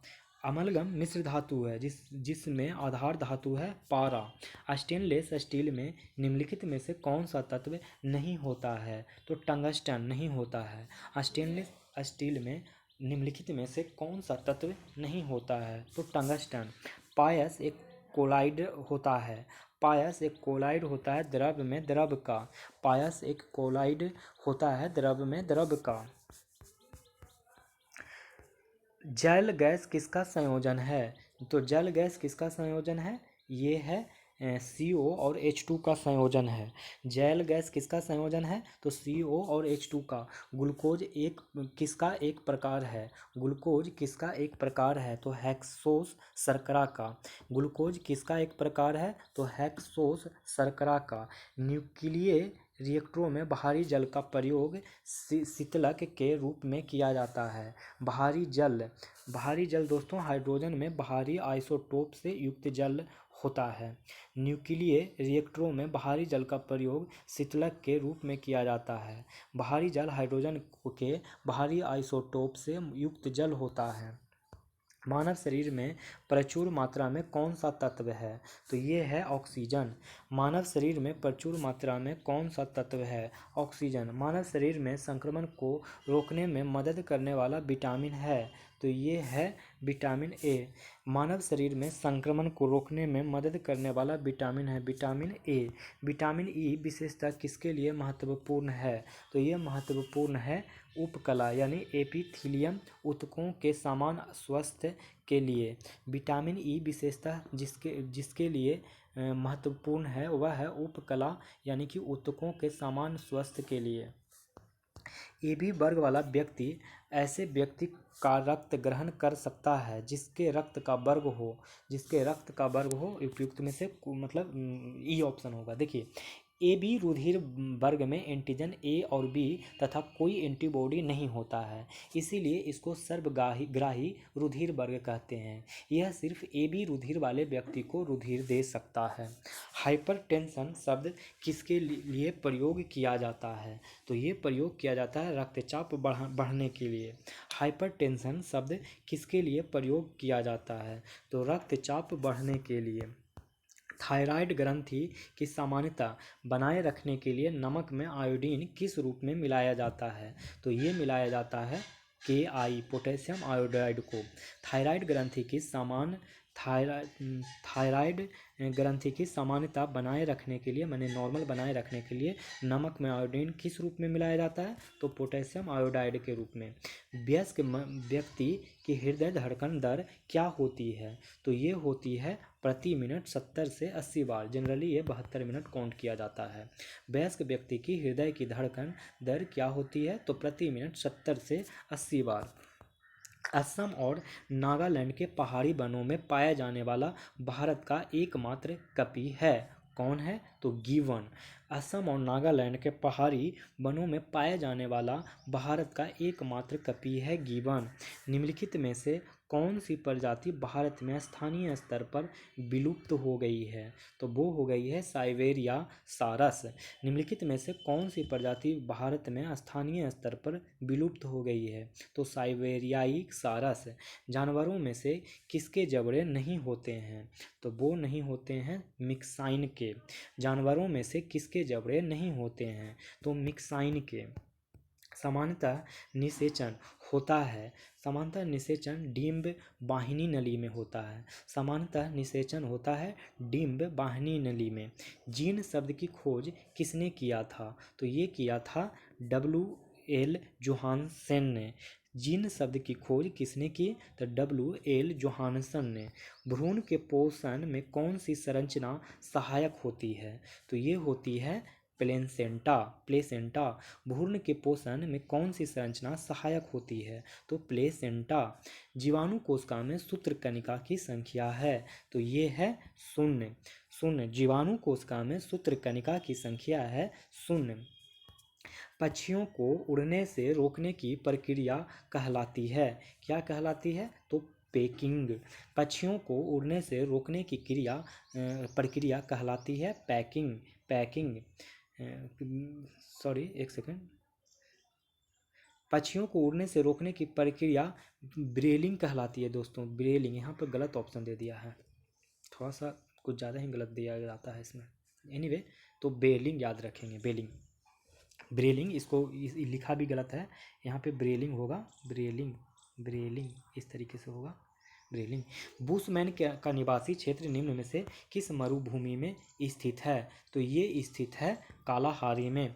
बुशमैन का निवासी क्षेत्र निम्न में से किस मरुभूमि में है स्थित है? तो कालाहारी। 46 नंबर कह रहा है कि कुहरा की स्थिति बताती है। ये बताती है तापमान की विलोमता। कुहरा की स्थिति बताती है तापमान की विलोमता। जापान विश्व का अग्रणी औद्योगिक राष्ट्र बन गया है। ये बन गया है, इसके पास उच्च तकनीक क्षमता है। जापान विश्व का अग्रणी औद्योगिक राष्ट्र बन गया है, उसके पास उच्च तकनीकी क्षमता है। संयुक्त राज्य अमेरिका की गेहूं पेटी पाई जाती है? तो ये पाई जाती है बड़े मैदान में। संयुक्त राज्य अमेरिका की गेहूं पेटी पाई जाती है बड़े मैदान में। कौन सी नदी सबसे बड़ा डेल्टा बनाती है? तो ये बनाती है नील नदी। कौन सी नदी सबसे बड़े डेल्टा बनाती है? तो नील नदी। भारत में कौन सी मृदा सर्वाधिक क्षेत्रफल पर फैली है? सर्वाधिक क्षेत्रफल पर कौन सी मृदा फैली हुई है? तो जलोढ़ मिट्टी यानी जलोढ़ मृदा। भारत में भ्रंशन घाटी में बहने वाली नदी कौन सी है? तो ये है नर्मदा। नर्मदा। भारत में भ्रंशन घाटी में बहने वाली नदी कौन सी है? नर्मदा। भारत में गेहूं के 3 अधिकतम उत्पादन राज्यों का सही अवरोही क्रम क्या है? तो ये हो जाएगा उत्तर प्रदेश, पंजाब, हरियाणा। भारत में गेहूं के 3 अधिकतम उत्पादन राज्यों का सही अवरोही क्रम क्या है? तो उत्तर प्रदेश, पंजाब, हरियाणा। अब इस्पात उत्पादक और लौह अयस्क का स्रोत, इस्पात उत्पादक और लौह अयस्क का स्रोत, ये मिलान करने का रहा है, तो हम लोग को मिलान करना है। तो भद्रावती मिलान होगा राजहरा से। राजहरा से, सॉरी गलत हो गया, ये भद्रावती का राजहरा से नहीं बल्कि केमनगुड्डी से होगा। भद्रावती का मिलान किससे होगा? तो केमनगुड्डी से। भिलाई का हो जाएगा दोस्तों राजहरा से, भिलाई का राजहरा से। जमशेदपुर का गरू महिसानी से, और कुल्टी आसनसोल गुवा से। एक बार फिर से देख लेंगे। भद्रावती का मिलान होगा केमनगुड्डी से। भद्रावती केमनगुड्डी। भिलाई राजहरा, भिलाई राजहरा। जमशेदपुर गरू महिसानी, जमशेदपुर गरू महिसानी। कुल्टी आसनसोल गुआ और जमशेदपुर गरू महिसानी। निम्नलिखित में से कौन भारत की सीमा में स्थित एकमात्र सक्रिय ज्वालामुखी है? तो ये है ऑप्शन ई। देखिए, अंडमान समूह में कुल 204 सम्मिलित हैं, 204 द्वीप सम्मिलित हैं, जिनमें बृहद और लघु अंडमान प्रमुख हैं। बृहद अंडमान सक्रिय निवेशकों द्वारा उत्तरी, मध्य, दक्षिण बाल्टंग एवं अटलैंड द्वीपों में विभक्त है। अंडमान के लगभग 80 किलोमीटर पूर्व बैरम और नारकोंडम ज्वालामुखी द्वीप स्थित हैं, जिनमें प्रथम प्रसूत और द्वितीय सुसुप्त ज्वालामुखी है। ये द्वीप टर्शियरी कालीन आराकोमा के विस्तार भाग है, जिनमें बलुआ पत्थर एवं रेत की प्रधानता है। तो आप लोग को अब पता चल गया होगा कि नारकोंडम और बैरम द्वीप ये सब दोनों ही ज्वालामुखी हैं। अब पूछ रहा है कि कौन सा सुमेलित नहीं है? तो कौन सा सुमेलित नहीं है ये पूछ रहा है। तो 55 का आंसर देखिए, लेटेराइट मिट्टी पंजाब में ये सुमेलित नहीं है, बाकी सारे के सारे सुमेलित हैं। जलोढ़ उत्तर प्रदेश में, रेगुर ये रेगर नहीं रेगुर है, रेगुर। ये कहाँ है? तो महाराष्ट्र में, कर्नाटका में भी ये पाया जाता है। लाल एवं पीली मिट्टी छत्तीसगढ़ में है, छत्तीसगढ़ में है। अगला सवाल देखते हैं।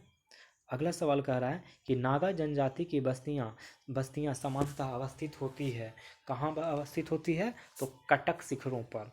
नागा जनजाति की बस्तियां सामान्यतः अवस्थित होती है कटक शिखरों पर। उकाई परियोजना स्थित है। उकाई परियोजना कहाँ स्थित है? तो गुजरात में। गोंडवाना भूभाग के टूटने का क्रम प्रारंभ हुआ था। गोंडवाना भूभाग के टूटने का क्रम प्रारंभ हुआ था, कब हुआ था? तो जुरेसिक युग में। जुरेसिक युग में। जीवक के किस राजा का राजवैद्य थे? तो ये थे बिंबिसार के। जीवक किस राज का राजवैद्य थे? तो बिंबिसार के। अब देखिए, गौतम बुद्ध द्वारा प्रथम प्रवचन कहाँ दिया गया था? तो ये दिया गया था सारनाथ में। गौतम बुद्ध द्वारा प्रथम प्रवचन कहाँ दिया गया था? तो सारनाथ में। मौर्य प्रशासन में खानों के अध्यक्ष को क्या कहा जाता था? तो ये कहा जाता था सुनाध्यक्ष। सुनाध्यक्ष। मौर्य प्रशासन में खानों के अध्यक्ष को क्या कहा जाता था? तो सुनाध्यक्ष। कौन सी बौद्ध सभा अशोक के शासनकाल में हुई थी? तो ये हुई थी तृतीय बौद्ध सभा में। कौन सी बौद्ध सभा अशोक के शासनकाल में हुई थी? तो तृतीय बौद्ध सभा के शासनकाल में। बुद्ध चरित्र के लेखक हैं, बुद्ध चरित्र के लेखक हैं अश्वघोष। बुद्ध चरित्र के लेखक कौन हैं? तो अश्वघोष। अश्वघोष। महाभारत का मौलिक नाम क्या था? महाभारत का मौलिक नाम जय संहिता था। महाभारत का मौलिक नाम क्या था? जय संहिता। विजयनगर के कृष्णदेवराय का राज कवि था। तो कौन राज कवि था? तो अल्लसनी पेदन्ना। पेदन्ना। विजयनगर के कृष्णदेवराय का राज कवि था अल्लसनी पेदन्ना। दासबोध नामक पुस्तक लिखी थी। तो ये पुस्तक रामदास ने लिखी थी। दासबोध नामक पुस्तक लिखी थी रामदास ने। रामदास ने। सिख आंदोलन के अगुआ कहे जाते हैं। तो अगुआ कौन कहे जाते हैं? तो गुरु नानक। सिख आंदोलन के अगुआ कहे जाते हैं गुरु नानक। चोल शासक किस धर्म के अनुयायी थे? तो ये अनुयायी थे शैव। चोल शासक किस धर्म के अनुयायी थे? शैव। दिलवारा का प्रसिद्ध जैन मंदिरों का निर्माण किसने करवाया था? तो ये करवाया था चंदेलों ने। दिलवारा के प्रसिद्ध जैन मंदिरों का निर्माण किसने करवाया था? चंदेलों ने। कायस्थ शब्द का उल्लेख सर्वप्रथम किस स्मृति में मिलता है? तो ये मिलता है याज्ञवल्क्य स्मृति में। कायस्थ शब्द का उल्लेख सर्वप्रथम किस स्मृति में मिलता है? याज्ञवल्क्य स्मृति में। निम्नलिखित में से कौन सा विकल्प बढ़ते क्रम में सही है? तो ये सही है लखनऊ समझौता, चंपारण सत्याग्रह, असहयोग आंदोलन, सविनय अवज्ञा आंदोलन।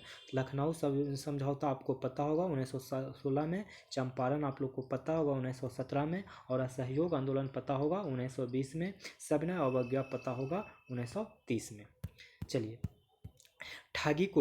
ठगी को समाप्त करने का श्रेय किसे जाता है? तो ये स्लीमैन को जाता है। ठगी को समाप्त करने का श्रेय किसे जाता है? तो स्लीमैन को जाता है। पूना पैक्ट पर हस्ताक्षर किए थे। पूना पैक्ट पर हस्ताक्षर कौन किए थे? तो गांधी जी और अंबेडकर ने। पूना पैक्ट पर हस्ताक्षर कौन किए थे? तो गांधी जी और अंबेडकर ने। ब्रिटिश हाउस ऑफ कॉमन्स का चुनाव जिस प्रथम भारतीय ने लड़ा था वह थे Dadabhai Naoroji. British House of Commons का चुनाव जिस भारतीय ने लड़ा था वह थे दादा भाई नौरोजी। गदर आंदोलन की स्थापना की थी लाला हरदयाल ने। गदर आंदोलन की स्थापना की थी लाला हरदयाल ने। राजा राम मोहन राय द्वारा प्रकाशित पत्र का नाम था, क्या नाम था प्रकाशित पत्र का? तो संवाद कौमुदी। राजा राम मोहन राय द्वारा प्रकाशित पत्र का नाम था संवाद कौमुदी। निम्नलिखित को कला क्रमानुसार व्यवस्थित कीजिए एवं नीचे दिए गए कूट में सही उत्तर चुनिए। तो ये सही उत्तर क्या हो जाएगा? एक सी 1-3-4-2 मैंने पहले अगस्त प्रस्ताव, फिर क्रिप्स मिशन, फिर बेबल योजना, फिर मंत्रिमंडल। 1-3-1-3-4-2 1-3-4-2। अगला सवाल, 1857 की क्रांति के निम्नलिखित नेताओं में से किसका वास्तविक नाम रामचंद्र पांडुरंग था? तो ये कौन था? तो तात्या टोपे। 1857 की क्रांति के निम्नलिखित नेताओं में से किसका वास्तविक नाम रामचंद्र पांडुरंग था? तो तात्या टोपे। भारतीय राष्ट्रीय कांग्रेस का एकमात्र अधिवेशन जिसे महात्मा गांधी द्वारा संबोधित किया गया था संपन्न हुआ था कहाँ? बेलगांव में। बेलगांव कर्नाटक में है। निम्नलिखित में से किसने बंगाल के विभाजन 1905 के विरोध में हुए आंदोलन का नेतृत्व किया था? तो सुरेंद्रनाथ बनर्जी ने। निम्नलिखित में से किसने बंगाल के विभाजन 1905 के विरोध में हुए आंदोलन का नेतृत्व किया था? तो सुरेंद्रनाथ बनर्जी ने। अब देखते हैं अगला क्वेश्चन। निम्नलिखित में से किसने मित्र मेला संघ को शुरू किया था? तो ये शुरू किया था विनायक दामोदर सावरकर ने। मित्र मेला संघ की शुरुआत किसने किया? तो विनायक दामोदर सावरकर ने।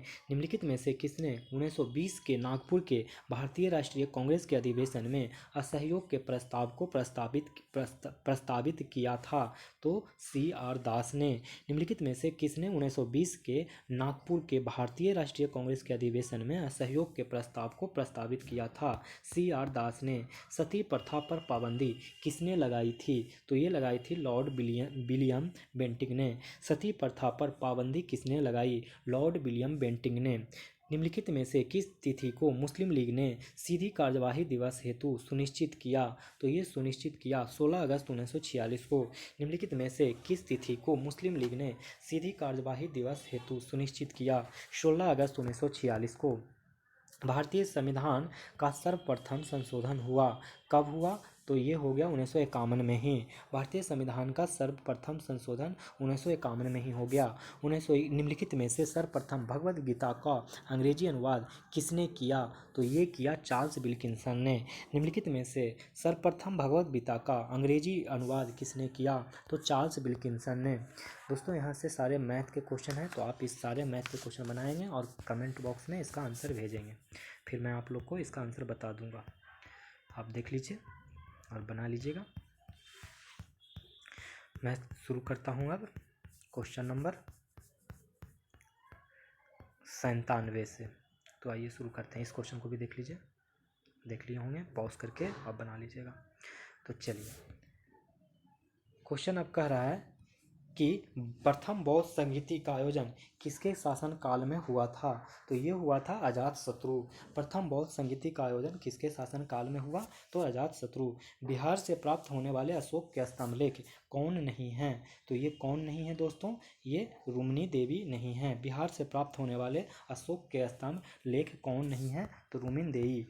पावापुरी किस धर्म से संबंध स्थल हैं? तो ये हैं जैन धर्म से। पावापुरी किस धर्म से संबंध स्थल हैं? तो जैन धर्म से। बिहार का सूबेदार शाइस्ता खां किसके शासनकाल में था? तो ये था शाहजहां के शासनकाल में। बिहार का सूबेदार शाइस्ता खां किसके शासनकाल में था? तो शाहजहां के काल में। शेर शाह द्वारा पटना के नव निर्माण का वर्णन किसकी रचना में मिलती है? तो ये मिलती है तारीख़ दाऊदी। शेर शाह द्वारा पटना के नव निर्माण का वर्णन का किस की रचना में मिलती है? तो तारीख़ दाऊदी। बिहार का पृथक प्रांत के रूप में गठन कब हुआ था? तो ये हुआ था 1912 ईस्वी में। बिहार का पृथक प्रांत के रूप में गठन कब हुआ था? तो सन 1912 में। प्लासी के युद्ध 1757 के उपरांत बिहार का उपनवाब कौन बना था? तो ये बना था मीरन। प्लासी के युद्ध 1757 के उपरांत बिहार का उपनवाब कौन बना था? तो मीरन। भारत छोड़ो आंदोलन के क्रम में पटना सचिवालय गोलीकांड कब हुआ था? तो ये हुआ था 11 अगस्त को। भारत छोड़ो आंदोलन के क्रम में पटना सचिवालय गोलीकांड कब हुआ था? तो 11 अगस्त को।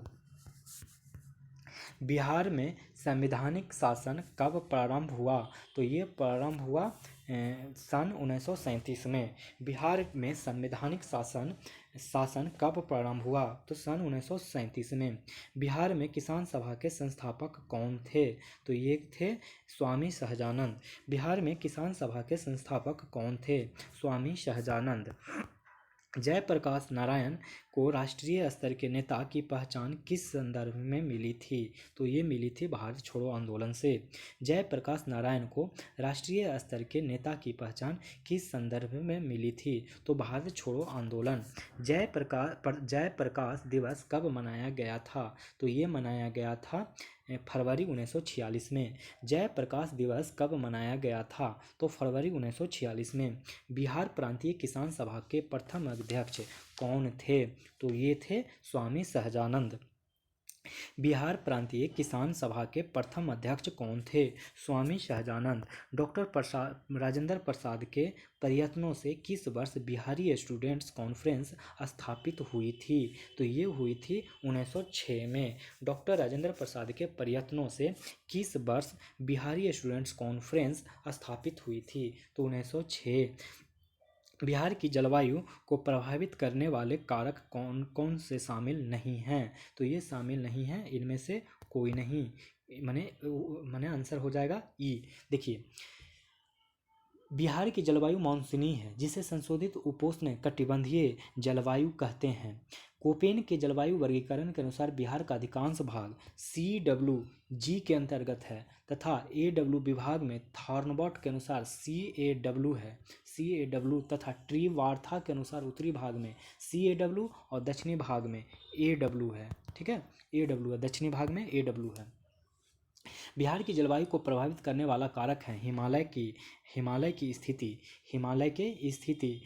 कर्क रेखा की स्थिति, बंगाल की खाड़ी से निकटता और नार्वेस्टर, ये सारे ही कारण हैं। कोसी नदी की अपवाह प्रणाली कैसी है?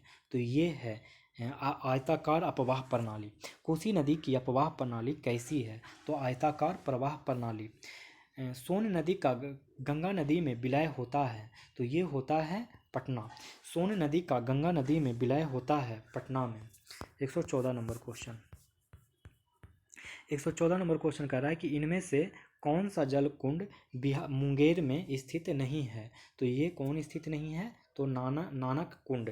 इनमें से कौन सा जल कुंड मुंगेर में स्थित नहीं है? तो नानक कुंड मुंगेर में स्थित नहीं है। बाकी कृषि कुंड, सीता कुंड और भीम बांध मुंगेर में ही स्थित है। बिहार के पर्वत पादीय मिट्टी के विस्तार को कहा जाता है, क्या कहा जाता है? तो ये कहा जाता है भाबर का क्षेत्र। बिहार में पर्वत पादीय मिट्टी के विस्तार को क्या कहा जाता है? तो भाबर का क्षेत्र। बिहार में ऑप्टिकल फाइबर सेवा के माध्यम से कितने गाँव को जोड़ा जाएगा? तो ये जोड़ा जाएगा 45,945 गाँव को। 45,945 गाँव को फाइबर ऑप्टिकल फाइबर सेवा से जोड़ा जाएगा। इंडिया पोस्ट पेमेंट बैंक की सुविधा देने वाला बिहार का अव्वल जिला कौन सा है? तो ये है Nawada. India post payment bank की सुविधा देने वाला बिहार का अव्वल जिला कौन है? नवादा। नक्सल प्रभावित जिलों की सूची में बिहार के किस जिले को डिस्ट्रिक्ट ऑफ करसन श्रेणी में शामिल किया गया है? तो ये किया गया है औरंगाबाद। नक्सल प्रभावित जिलों की सूची में बिहार के किस जिले को डिस्ट्रिक्ट ऑफ करसन श्रेणी में शामिल किया गया है? औरंगाबाद। वित्तीय वर्ष 2021-22 के दौरान इसको छोड़ना है, ये भी छोड़ना है। हाँ, बिहार के किस जिले के रानीगंज वृक्ष वाटिका में बिहार का दूसरा चिड़ियाघर 2021 में स्थापित किया जाएगा? तो ये किया जाएगा अररिया में। कहाँ? अररिया में। बिहार के किस जिले के रानीगंज वृक्ष वाटिका में बिहार का दूसरा चिड़ियाघर 2021 में स्थापित किया जाएगा? तो अररिया में।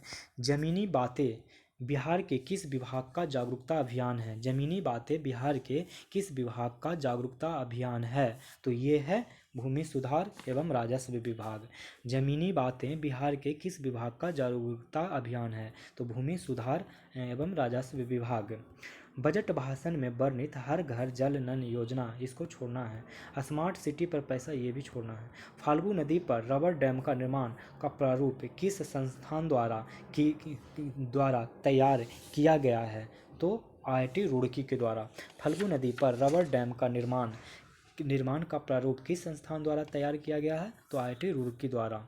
इसको छोड़ दीजिए और 127 नंबर में आ जाइए। 27 भी छोड़ दीजिए, 28 भी आपको छोड़ना है और यहाँ पे आना है। मिशन पोषण 2.0 में कितने कार्यक्रम कार्यक्रम अभियान का विलय सरकार करने जा रही है। तो ये सरकार करने जा रही है 2। मिशन पोषण 2.0 कितने अभियान का विलय सरकार करने जा रही है? तो 2। इसके बारे में इसका एक्सप्लेनेशन जान लीजिए क्योंकि ये बहुत ही इंपॉर्टेंट सवाल है। पोषण मिशन की शुरुआत साल 2018 में हुई, जिसको कह सकते हैं मिशन पोषण 1.0। इस योजना के तहत साल 2022 तक भारत को कुपोषण से मुक्त करना है। मिशन पोषण 2.0 में पोषण अभियान और संपूरक पोषण अभियान माने 2 अभियान का विलय हो गया। कौन सा विलय हुआ है दोस्तों? तो ये हो गया है मिशन पोषण अभियान और संपूरक पोषण अभियान का विलय हो गया।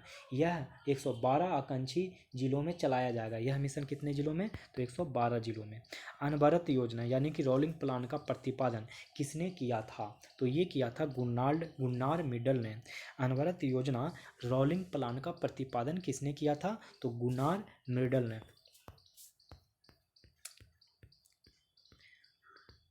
लॉरेंज वक्र को किसने विकसित किया था? लॉरेंज वक्र को किसने विकसित किया था? तो मैक्स ओ लॉरेंज ने। लॉरेंज वक्र को किसने विकसित किया? तो मैक्स ओ लॉरेंज ने। बिनी बेस कमीशन का गठन किस वर्ष किया गया था? तो ये किया गया था 1996 में। बिनी बेस कमीशन का गठन किस वर्ष किया गया था? 1996 में। Sensex Bombay stock exchange BSE का परिचालित सूचकांक है। BSE कितने शेयरों पर आधारित है? तो ये आधारित है 30। Sensex Bombay stock exchange BSE का परिचालित सूचकांक BSE कितने शेयरों पर आधारित है? तो 30। वर्ष 2021 में पद्म भूषण पुरस्कार प्राप्त करने वाले बिहार के व्यक्ति हैं। कौन है वो व्यक्ति? तो श्री रामविलास पासवान। हाल ही में G20 की बैठक कहाँ आयोजित किया गया? तो यह आयोजित किया गया रोम में। यानी कि रोम कहाँ है? तो इटली में। हाँ, हाल ही में G20 की बैठक कहाँ आयोजित किया गया? तो रोम में। भारत को टीबी मुक्त बनाने का लक्ष्य किस वर्ष तक है? तो ये है 2025 तक। भारत को टीबी मुक्त बनाने का लक्ष्य किस वर्ष तक का है? तो 2025 तक है। आशीर्वाद योजना शुरू की गई है। आशीर्वाद योजना शुरू की गई है उड़ीसा में। आशीर्वाद योजना शुरू की गई है उड़ीसा में। आहार क्रांति मिशन की शुरुआत किस मंत्रालय द्वारा की गई है? तो ये की गई है स्वास्थ्य एवं परिवार कल्याण मंत्रालय द्वारा। आहार क्रांति मिशन की शुरुआत किस मंत्रालय द्वारा की गई है? तो स्वास्थ्य एवं परिवार कल्याण मंत्रालय। स्मार्ट किचन योजना शुरू की गई है। तो ये शुरू की गई है केरल में। स्मार्ट किचन योजना शुरू की गई है केरल में। कू ऐप लॉन्च किया गया है। ये किया गया है केंद्र सरकार के द्वारा। कू ऐप लॉन्च किया गया है केंद्र सरकार के द्वारा। दूसरा खेलो इंडिया विंटर गेम का उद्घाटन प्रधानमंत्री द्वारा कहाँ किया गया है? तो ये किया गया है गुलमर्ग में। दूसरे खेलो इंडिया विंटर गेम का उद्घाटन प्रधानमंत्री द्वारा गुलमर्ग में किया गया है। IPL 2021 का विजेता कौन है? तो ये है CSK Chennai super Kings. IPL 2021 का विजेता कौन है? तो Chennai super Kings. Aroma mission की शुरुआत किस राज्य केंद्र शासित प्रदेश द्वारा की गई है? तो ये की गई है जम्मू कश्मीर। अरोमा मिशन की शुरुआत किस राज्य केंद्र शासित प्रदेश द्वारा की गई है? जम्मू कश्मीर। कौन 18वीं ग्रैमी पुरस्कार अपने नाम करने वाली प्रथम महिला बन गई है? तो ये बन गई है मैडोना। कौन 28वीं ग्रैमी पुरस्कार अपने नाम करने वाली प्रथम महिला बन गई है? तो मैडोना। भारत के पहले खेल मध्यस्थता केंद्र का उद्घाटन कहाँ किया गया है? तो ये किया गया है अहमदाबाद में। भारत के पहले खेल मध्यस्थता केंद्र का उद्घाटन कहाँ किया गया है? अहमदाबाद में। भारतीय खिलाड़ी बजरंग पुनिया ने कुश्ती में किस वर्ग में कांस्य पदक जीता है? तो ये जीता है 65 किलोग्राम में। भारतीय खिलाड़ी बजरंग पुनिया ने कुश्ती में किस वर्ग में कांस्य पदक जीता? 65 किलोग्राम। 14 फरवरी को किस बंदरगाह पर अंतर्राष्ट्रीय क्रूज टर्मिनल सागरिका का उद्घाटन किया गया है? तो ये किया गया कोचीन में। 14 फरवरी को किस बंदरगाह पर अंतर्राष्ट्रीय क्रूज टर्मिनल सागरिका का उद्घाटन किया गया कोचीन में। COP26 का आयोजन कहाँ किया गया है? तो ये किया गया है ग्लासगो में। COP26 का आयोजन कहाँ किया गया है? तो ग्लासगो में। भारत द्वारा नेट जीरो कार्बन उत्सर्जन का लक्ष्य रखा गया है, तो ये रखा गया है 2072 का। भारत द्वारा नेट जीरो कार्बन का लक्ष्य रखा गया है 2072। एक्चुअली मोदी सरकार 2070 बोल रही थी, लेकिन ऑप्शन में कैसे 2072 है तो पता नहीं। फ्रेंच ओपन 2021 की महिला विजेता कौन रही है? तो ये रही है बारबोरा क्रेजिकोवा। फ्रेंच ओपन 2021 का महिला विजेता कौन रही है? तो बारबोरा क्रेजिकोवा। तो इस तरीके से दोस्तों ये 10 से सेट संख्या भी ख़त्म हो गया। अब आप लोग को नेक्स्ट वीडियो से दृष्टि के मिल जाएंगे, जो कि बहुत ही इंपॉर्टेंट होंगे। इसका टोटल 15 सेट अवेलेबल है मार्केट में, और दृष्टि द्वारा भी संचालित किया गया। दृष्टि द्वारा भी 15 सेट ही उपलब्ध कराए गए हैं। इनमें से एक सेट भी रीजनिंग और मैथ है, तो इसको छोड़ के मैं 14 सेट में से 10 सेट का डिटेल पूरा फुल एक्सप्लेनेशन होगा, जो कि बहुत ही टाइम लगेगा। उसमें लगभग एक वीडियो 2 घंटे के ऊपर का ही होगा। आप दृष्टि का ये 10 सेट बहुत ही अच्छे से देखेंगे। और इसके बाद मैं परफेक्शन का लगभग 7 से 8 टेस्ट का मतलब मैंने समझिए 10 सेट और भी अच्छे से कराऊंगा। तो आप बीपीएससी के एग्ज़ाम से पहले ये 10 सेट और ये 10 सेट टोटल 20 सेट कम से कम 3 से 4 बार देख के जाइएगा। और सारे क्वेश्चन लगभग ये इसी से बन के निकलेंगे। और लास्ट में जितने मैं करंट अफेयर करवाऊँगा उसको ध्यान में रखना है, तो आपका बीपीएससी का पीटी तो निकल जाएगा। तब आप 120 प्लस का टारगेट कर सकते हैं आराम से। इतना करने के बाद जो भी मेरे चैनल पे जितने भी सेट्स प्रोवाइड किए जा रहे हैं, इस सारे सेट्स को आपको 3 से 4 बार देख लेना होगा, सारे क्वेश्चन को याद कर लेना होगा। तब आप गारंटी मानिए कि 120 प्लस आपके मार्क्स आ जाएंगे, भरोसा करिए। तो अब आप लोग से विदा लेता हूँ, और आप लोग बस अगर वीडियो पसंद आ रहा हो तो आप लोग लाइक करें वीडियो को, और चैनल को सब्सक्राइब करें, और अपने फ्रेंड ग्रुप में भी थोड़ा शेयर कर दें तो ज़्यादा अच्छा रहेगा, थोड़ा मोटिवेशन मिल जाएगा मुझे भी। तो आप लोग से विदा लेते हैं इस बात के साथ कि आप लोग अपने चरित्र को इस प्रकार बनाएंगे कि महिलाएं आपके साथ होने से सुरक्षित महसूस करेगी। धन्यवाद।